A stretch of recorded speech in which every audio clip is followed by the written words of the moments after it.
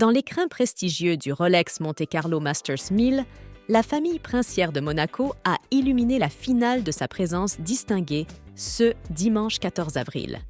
Sous le ciel azuréen de la principauté, le prince Albert et la princesse Charlène, accompagnés de leur fils Jacques, ont captivé les regards par leur élégance intemporelle. Avant de vous plonger dans cet univers d'élégance et de sophistication, prenez un instant pour vous abonner à notre chaîne YouTube. Depuis le 6 avril, Monaco vibre au rythme de l'un des tournois de tennis masculin les plus anciens et prestigieux, créé en 1897. La finale a opposé les joueurs Stefanos Tsitsipas et Casper Ruud, sous les yeux attentifs de la famille princière. Les trois membres de la famille, vêtus de costumes bleu marine assortis, ont applaudi chaleureusement les athlètes, témoignant ainsi de leur passion pour le sport. Jacques, le jeune fils du couple princier âgé de 9 ans, a déjà tout d'un grand. Paré d'une veste de smoking bleu marine, d'une chemise blanche, d'un pantalon droit clair et de chaussures noires, il a arboré une tenue d'une élégance rare pour son âge. Son attitude lors des séances photos, empreinte de professionnalisme, laisse entrevoir un futur prometteur empreint de noblesse et de distinction.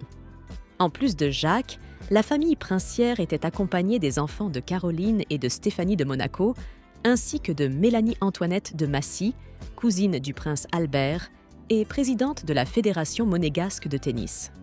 Cette dernière, parfaitement assortie au dress code en talons beige, a ajouté sa touche personnelle à l'événement, soulignant ainsi l'importance de cet événement pour la principauté.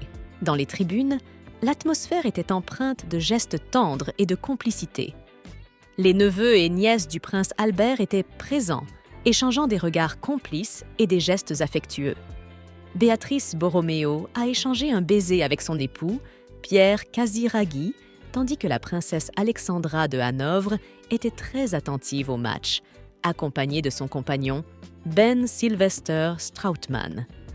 Louis et Marie Ducruet ont affiché une mine décontractée, assis à côté de Pauline, la sœur de Louis, créant ainsi une atmosphère chaleureuse et familiale.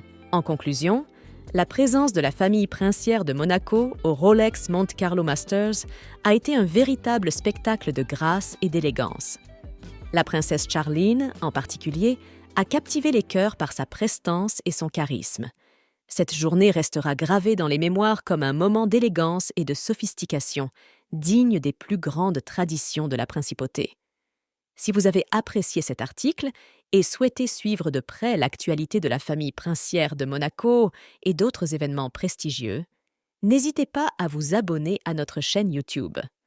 Restez connectés pour découvrir d'autres histoires fascinantes du monde royal et des événements marquants qui façonnent notre société.